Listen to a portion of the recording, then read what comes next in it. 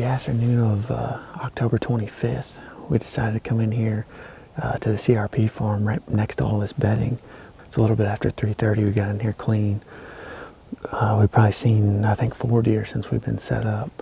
Temperature is about 35 degrees this afternoon. We got a strong, about 9 to 10 mile an hour north wind.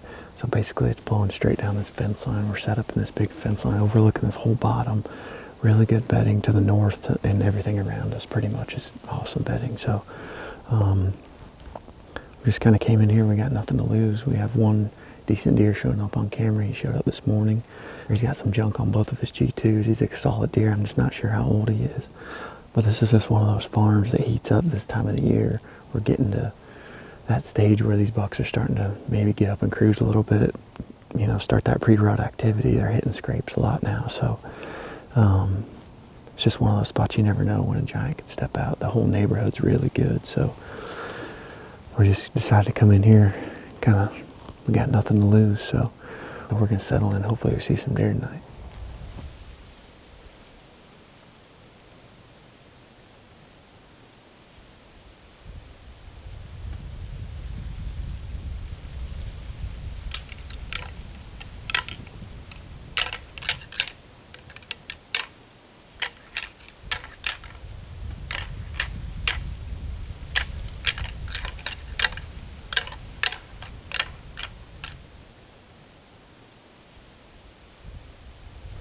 Good deer coming right down here, right down the trail.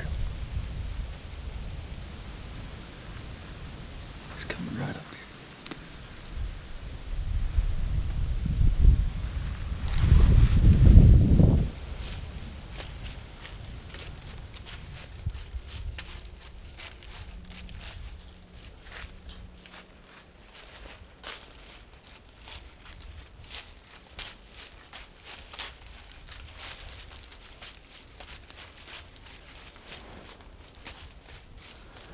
Pretty sweet encounter with that deer. I think he's a big 3-year-old. He looks pretty young. We got pictures of him back here in this bedding.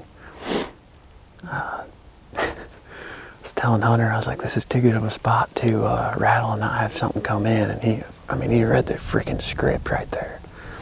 That's exactly what I wanted him to do. There's a huge trail coming out of this bottom right here. And they either go across the fence or they work right down. We eventually got our ground scent, but that deer's gonna be a freaking slammer in a couple years. It's a good encounter. Getting closer day by day. I mean, it's 25th of October, it's cold. It just rattled probably 10 minutes ago. I saw him down there in the bottom, just came right up.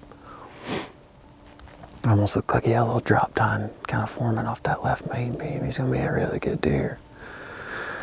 But it's going on 6 o'clock. I was talking with Hunter, and you know, a lot of guys say, you know, if you kill a mature deer in an area, then another one moves in pretty quick. Well, I don't really have any pictures of any, you know, 5-year-old plus deer out here, which is kind of weird. You know, obviously there's probably some that we don't have on camera, but for the most part, you know, it's been the same deer all summer, so it's kind of weird. But you know, after killing that really mature deer last year, I figured something to move in here for sure. But nonetheless, that's an awesome encounter with that deer.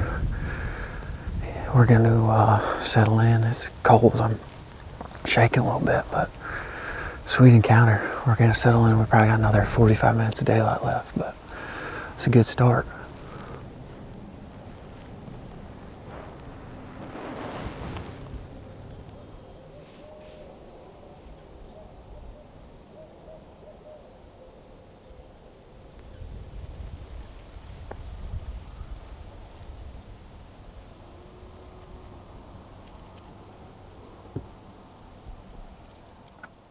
We're just getting back to the truck, and the only thing that we saw after that good 3 or 4-year-old buck was just a doe and a spike buck. They were kind of slow after that, but anyway, good night to be in the tree. That was a really good deer. Another good buddy of mine, Philip Culpepper, actually shot a really good buck tonight down in Tennessee at Tyler's. So it was definitely a good night to be in the tree. He's been after that deer for, I think, 3 months now. I think the beginning of August is when he was down there chasing it. But anyway, he got it done tonight.